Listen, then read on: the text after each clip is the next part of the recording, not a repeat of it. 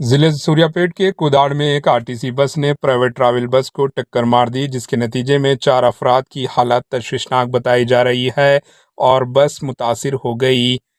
रियासत तेलंगाना के जिले सूर्यापेट के कुदाड़ के करीब नेशनल हाईवे 65 पर एक आरटीसी बस ने सड़क के किनारे रुकी एक प्राइवेट ट्रैवल बस को पीछे से टक्कर मार दी, जिसके नतीजे में बस शदीद तौर पर मुतासिर हुई। बस में सवार 4 अफराद शदीद तौर पर जख्मी हो गए, जिन्हें अस्पताल में मुंतकिल किया गया है। इलाज जारी है।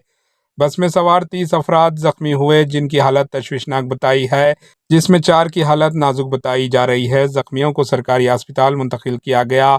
मजीद तफसलात का इंतजार है। Bureau report, AHN news.